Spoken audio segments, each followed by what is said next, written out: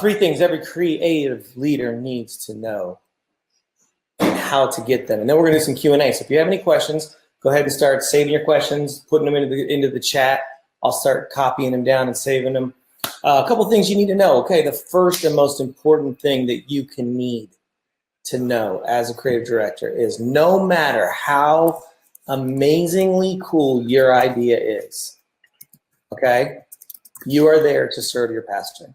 And what I mean by that is not the weird, like super high honor kind of like, oh, we all have to like no eye contact, bow down when they walk in the room kind of a thing. What I mean is your pastor has a vision for the church. He's the spiritual leader of your church, and your responsibility is to serve his vision. And so you can have the coolest idea in the world. If that idea does not serve his message and his vision, then you're creating tension, unhealthy and unnecessary tension that is not going to help anyone be successful. You're not going to create momentum inside of your organization, okay? So save your cool idea for when you've built a little more trust and he trusts you to take more chances. Serve your pastor's vision. So every time he has an idea, he wants to do something in a service, or he wants you to add a new worship song to the worship set that maybe you don't like worship leaders, or you're creating a series brand package for him. Find out what he wants to know. Now, I told you I'm going to try to give you resources to go with this. So if you email me at this address, I will send you a like 2 or 3 page questionnaire for your pastor and you to go through for each series that you're creating. Okay, now this questionnaire, you cannot hand him the questionnaire and be like, please fill this out for me, because what's going to happen is he's going to be like, that's not like, I hired you to do this. I don't need to do this for you. So what you got to do is you got to figure out, how am I going to be super, super intentional to get the answers to these questions, without just making him fill out a form, right? So for my pastors do not want to fill out the form. So what I'll do is I'll set up a meeting with them and I'll sit down and be like, hey guys, tell me what like your inspiration was for this series. Why did we start it? Like, why did you have the idea to do this series? And what exactly is like the mood and the feel you want to have for the series? Or what's the felt need? What promise are we making our people that if they come to this series, we're in turn going to do this thing, okay? So like I said, I will send you that. Now, the heart behind this, again, is, sorry, I just hit the table, got all shaky. What's up, John? How you doing, man? The heart behind this is, again, we want to make super cool stuff that reaches our community, stuff that creates momentum for our church and our organization. What we don't want to do is waste amazing ideas that do not connect to the heart of our pastor or the culture of our community, okay? So we're going to use this form to help us get there. That's the first thing that every creative director needs to know, okay? The second thing that you need to know as a creative director is, and this is just for a leader in general, but definitely for creative leaders, you have to be flexible. Flexibility, man, is the number one thing. I say all the time, like, people are like, what's your job? And I'm like, my job is to watch YouTube videos and be Gumby. And I wish it was that easy. It's actually not. But you got to be flexible, man. You got there's decisions that are going to get made every week in your church that you do not agree with. There's going to be factors that happen that you cannot control.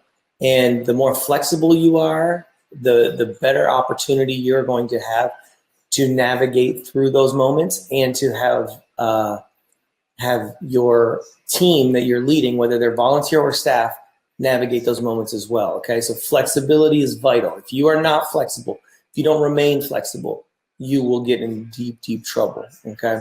The third one, you have to stay creative. Now, you're like, well, duh, Steve. I'm a creative pastor. I'm a worship leader. I'm a communications director. I already know that.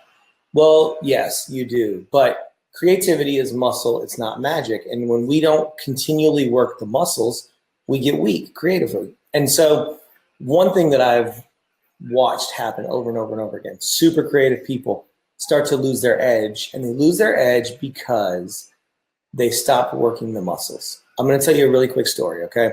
There was this guy named Joseph Land. Joseph was a psychologist in Florida in the 70s. And Joseph created this assessment that NASA used on their astronauts to identify the most creative astronauts and engineers inside of NASA. So he took this assessment over there. NASA used it. It was phenomenal. They loved it. The Florida Department of Education heard about this, and they were like, hey, can you take that and give it to these Head Start kids in the school? And so he was like, sure, I'll do that. And so he takes the assessment, takes it over to the school. 1,500 kindergartners, 5 years old. They take the assessment. Guess what happens?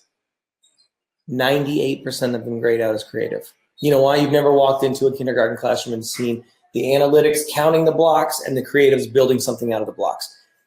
Kindergarten is the most creative place in the world. People, I mean, first off, they have to be creative where they're putting those boogers, let alone all the other fun stuff that they're doing, okay? Dr. Land comes back 5 years later, same kids, roughly same school, same assessment. They're 10 years old now in the fourth grade. 32% grade out as creative.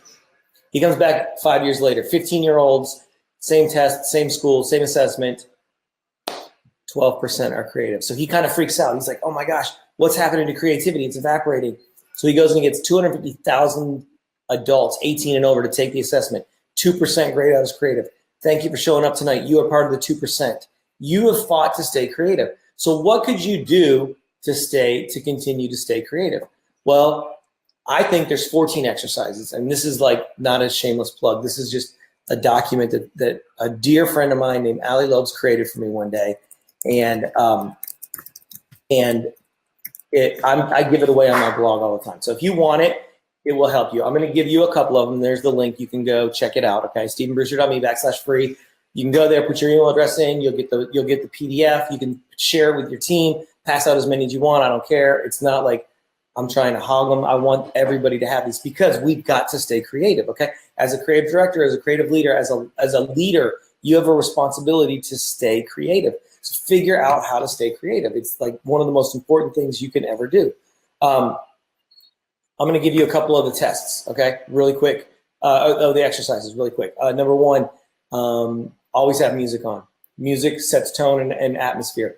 You use music every weekend to create atmosphere in your environment. Why are you not using it on Tuesday? I can go into more of that later if you want to reach out to me. Take a walk. My therapist taught me this. When you actually engage the right and left side of your brain, it fires neurons, helps you think more holistically.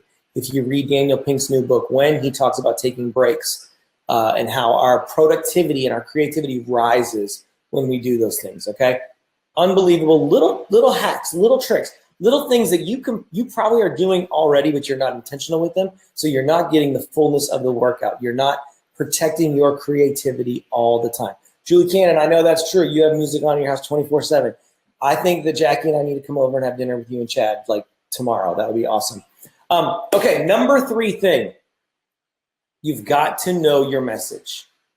Okay, now, a lot of times in the creative space, we will confuse our method with our message, okay? We get so excited about the vehicle, we forget about the people in the vehicle. What is the thing that we're trying to get to people? What do we want them to know?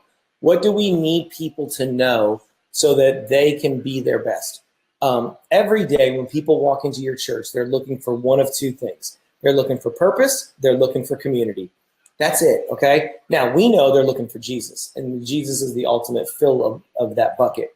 But people want to find purpose in their life, which we know comes through a relationship with Christ, and they want to find community. They want to find people that they can connect to. Our job is to creatively tell a 2,000-year-old story 52 different ways a year that move people to purpose and community. That takes a lot of creativity. So you have a responsibility to figure out how you're doing that, and what's the language that you're using, what's the message, the handle that you're putting on the message to get it there. An amazing book that I just recently read, and this is another resource that I'm going to give you. I actually meant to have it. It's in my bag in the other room, so I totally forgot. But It's a book by Ray Edwards, and it's about copywriting. Now, when I say that, you're like, I'm not a copywriter, I'm a songwriter, or I'm a communications director, or I'm a graphic designer. This book will change how you communicate using words, okay? And it's called How to Write Copy That Sells. Phenomenal book. I recommend it. Hands down, one of the most important books you can pick up as a leader. We are going to do some Q&A in a minute, so if you have questions, I want you to drop them in so that I don't have to like stare at the screen and make us all feel super awkward. So those are the first three. So just as a quick recap, know your message and don't confuse your message with your methods, okay?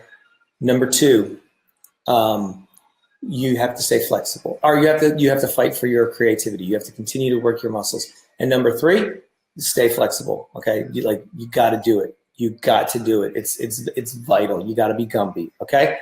Some of you guys are commenting about Ray in the book. Man, that book literally, it's in my bag all the time. Every time I'm writing copy or working on something, I pull it out and start working through it. My team actually laughs at me now because they're like, "Here comes Steve in his little book." It's changed the click-throughs. It's changed how I talk about things. I've given it to our teaching team to change how they write a message, because the method that he has, the platform that he's created, and the pathway is phenomenal. So 3 quick things tonight, 15 minutes. Just wanted to encourage you. Guys, Jackie and I get the opportunity to do these kind of things from time to time, and we never take it lightly. It's super important to us that we value it a lot. And if there's anything that we can be praying for you about, we want to do that.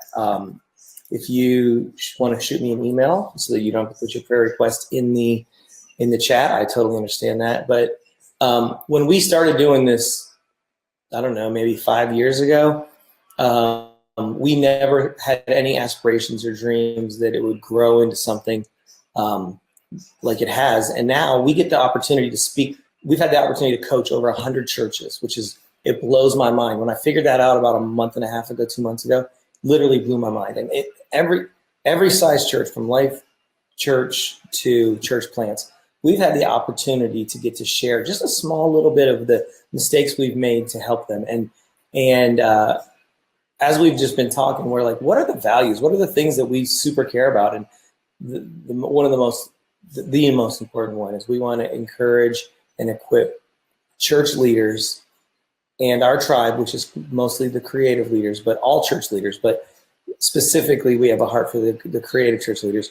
We want to equip you to be your best. That's it. There's no gimmick. There's no nothing hidden. There's no agenda. We just want to help you. We really want to help you. We want to help you get where you want to go. So if you, wherever you're at today, if there's anything we can do to serve you, we're here to do that. I put my email address up. I'm going to put my phone number up right now. I know it's super shady. If you need something, text me. Okay. We are here to serve you. We're here to serve you in your church. We want to help you any way that we can. This is our ministry. This is what we feel like God's called us to do outside of working in a church. We get to work in a church and be practitioners of the very thing that we get to talk to other people about. And for us, that's like just a super phenomenal opportunity and joy, and we love it. So no questions popped up yet. I'm going to give you guys about 2 more seconds. Gary Ashby Jr. just joined. What is the book? The book is called How to Write Copy That Sells by Ray Edwards. We're back. Sorry. So I was just raving about Rob Thomas, and you guys probably didn't hear any of it. Rob Thomas is a hero in my life. I thank him. You don't know how much you helped me, Rob. Collide Conference was one of the first conferences that ever invited me to speak. I was scared out of my mind. I was like, oh my gosh, I'm going to go there. They do not know how bad I'm going to suck.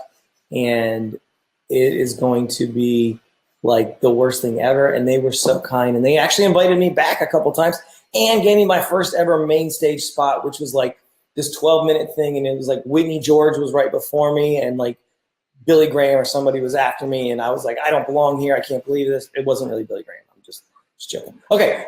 Some great questions coming in. All right. Number 1, Scott Savage, my homie, asked a great question. What biggest mistakes churches make with Easter and biggest opportunity? Great question. Okay, biggest mistake. We over-program to a place that we cannot meet the need next week. So we create this experience that is Cirque du Soleil, and then the next week it's like Circus Peanuts. And I'm all about making Easter special and great. We're celebrating the resurrection of our King. But the truth is, don't go so far that the next week, if you are able to pull people back into your church the next week, and your experience is like a different church, you have bait and switched. And so that's, I think, the biggest mistake churches make with Easter. The biggest opportunity is obviously that is the day that more people will go to church than any other day of the year. So do whatever you can on a marketing level to get as many invites out as possible, because the more invites that are out there, the more people are going to show up, the more hope is going to get shared, the more Jesus is going to win, and the more that we get to celebrate. So biggest mistake, biggest opportunity. Hope that helps, my friend. Okay, Carrie asked, how do you keep yourself not getting in the box and using Christianese? Okay, so good question, very good question. First off, I try to never do anything exactly like another church has ever done it before. So if I see something that I'm inspired by at another church, I'm going to figure out how to do it different to make it feel Freedom House. But my inspiration is not drawn from other churches. Most of the time, it's drawn from other art sources that I like, other brands or companies that I like, because there's other great churches already doing that. I mean, you guys may or may not have heard of this small church in Charlotte named Elevation, and they're like really good at what they do. So if I'm just the poor man's Elevation, and those are my homies, like I love them. I texted Chris and Wade today, praying for you guys. Got a big week coming up with your recording, but I don't want to be Elevation Junior or Vood Junior or Hillsong Junior or Crosspoint Junior. I want to be Freedom House, and I want to create things that are our culture. And so when I'm figuring out new ways to share my culture with our community, that forces me out of Christianese, because I remember who my audience is. My audience isn't Christians. My audience is unchurched people, de-churched people, unsaved people. So I'm going after people who don't speak the language. So if I'm speaking a language they don't understand, how could I ever expect to get them? And then to stay out of the box, I do the exercises that I talked about earlier. I do them on my blog. I'm doing them every day. They're on my blog, stephenbrewster.me/free. You can get the whole list if you're late to the party. How far out do you typically plan out series with your teaching team in order to remain flexible and fresh? The longer runway you have, Stephen Cardwell, the better opportunity you have to be flexible and creative. That question is not an easy one to answer, because it is going to be 100% contingent on your pastor and your teaching team. If your pastor has given you the next year, you should probably be working to get yourself 2 series out at a time. If your pastor is giving you the next series when you start the current series, then you can only get to work a month at a time. What I would say is the longer your runway, the better. But what you have to do is create a system. When's your creative meeting? When is your editing meeting? When do you pitch the series idea? When does it move into production? As soon as it moves into production, now you're able to start the creative meeting for the next series if you know the content. Okay, if you don't know the content, then that's where you have to dig back in with your pastor and your creative team. How do you continue to develop, lead your creative staff well in the midst of a season of being in the weeds? What are some practical daily things you can do? Great question, Jason Smith. Okay, number 1, be intentional to take breaks. Okay, take breaks every day as a team. So 10 o'clock, you walk out, you tell everybody, in 5 minutes, we're doing an activity. I want everybody to put things down. We're going outside. And you take them outside and you have ice cream outside, or you take a lap around the building, or you have a meeting outside that's just pouring back into them. You be intentional. Here's the thing. The work is never going to stop. There's always weeds, man. It's always weeds. Well, what you schedule and prioritize is what you create. And so if you prioritize team development and staff development, you're going to create that. So find those spots. And then maybe sometimes that has to be outside of the workspace. So I love my homies at Cross Point Church in Nashville, Tennessee. That's our home, Nashville. We love and miss you guys. But that team was a family, man. Like, we would go hiking on Saturdays together. Once a week, half the team would be at our house for something or another, or the whole team. We would do intentional Christmas parties. We hung out. We did life together. We were going to the movies. We let everybody know we're going to the movies if you want to join us. And so you just be intentional with it, man. Like, anything, leadership is creative leadership is not an oxymoron. Leadership is super important, and it's vital for you to know what you're trying to create. So what's the culture you're trying to build in your team? Be intentional to create space for that culture to exist. And as you create space for that culture to exist, 30 minutes outside of your workday is not going to let the weeds overtake you. Okay? Multi-site question from Denise. Denise, I can't wait for us to start coaching. It's like a week away, I think. So it's going to be awesome. 3 tips, things and tips to keep in mind when implementing branding communication in the multi-site organization. Okay. Number 1, you're always vision casting. Okay. So even when you're talking about one campus, you're talking to the whole church. So our Franklin campus is opening their new building. I'm telling our whole church that so we can all celebrate it together. Okay. Our Dream Center has a 5K this weekend. I'm telling our whole church that so that we can celebrate together. That's the first one. Remember, you're speaking to everybody. Okay. The next one, 3 things. Okay. The next one is simplify. Simplify, simplify, simplify, simplify, simplify. Most of the time, the volume of our messages is louder than the importance of our messages. Okay. So do not start telling everybody something that is only for one group of people. If it doesn't reach 80% of the audience you're targeting in the medium you're targeting it, you're using it wrong. Okay. So if I'm doing something just for parents of kids, I don't need to put that on the platform. I can do that in the kids space through stickers or a bunch of different kinds of ways. Then the third thing that I would say is lead with vision whenever possible. As you go multi-site and your campuses get further away from your central campus, vision leaks and culture leaks. And so as vision and culture are leaking, it's vital for you as the communication director to keep filling that bucket up as much as possible. So always be celebrating your culture, always be reminding people of your culture, and always be sharing the vision and bringing us back to vision. Hope that helped, Denise. Matt Dayton from Florida. Sorry, guys, that's Tanner, my dog. I think my wife just got home. All right, Matt Dayton from one of the coolest surfers in the world. 3 tips for church socials in 2018. Matt, tip number 1, create a schedule of all the important things you want to communicate through your church. So I just literally did this with my friend Cabell a couple of days ago. We sat down and we said, here are the things that we want to create a cycle for. So we're going to talk about kids. We're going to talk about weekend experiences. We're going to talk about podcasts. We're going to talk about student ministry. We're going to talk about life groups. We're going to talk about serving. And we took a calendar and we literally created A to J. Okay. And then we went through and said, this day's an A, B, C, D, E, F, G, H, I, J, A, B, C, D, E, F, G, H, I, J. And so we knew now that every day we knew what a post was going to look like for all platforms. And so that was for Instagram. Then for Facebook, we flipped it backwards and we did the exact opposite. Okay. So doing that little trick, now we know exactly what our content's going to be. We can schedule 3 months of content out at a time.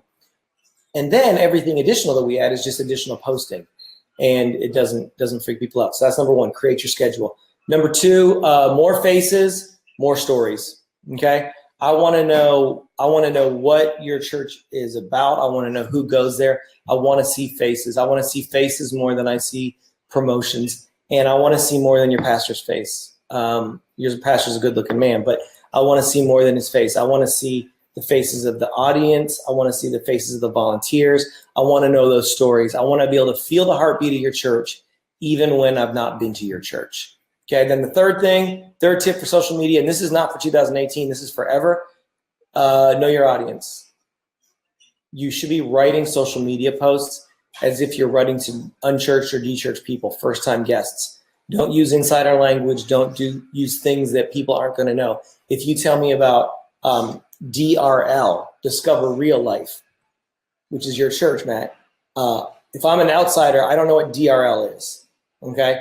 So what I need you to do is tell me that the next opportunity for me to become part of the family is through this event that happens on this day, and you should come and hang out at that. And so those are the three things that I would say off the top of my head. All right, so I think I hit all the questions. I'm going to give you guys 1 or 2 more seconds to drop a question in if you want to. After that, we're gonna call it a night. Thank you guys for the time, for the attention. It blows me away that like you guys are even coming and hanging out at this thing. Like this is nuts. I can't even believe it. I will post this on my blog tomorrow, most likely. Okay. And you can get to my blog right there. I want you to come and check it out. I'd be honored if you did. Every day we try to put some content out there that's going to help you get better, be encouraged, be equipped, be ready to do the thing that you do, because here's the truth. Your church needs it. I need it. We all need it. Your community needs it. And people are going to connect to God because of what you do. So thank you. Thank you for giving your creative energy to this and for making your church better. It means a lot. Love you guys, and we will talk soon. We'll do another one of these in a week or two, okay? All right, y'all. God bless, and I will talk to y'all next time.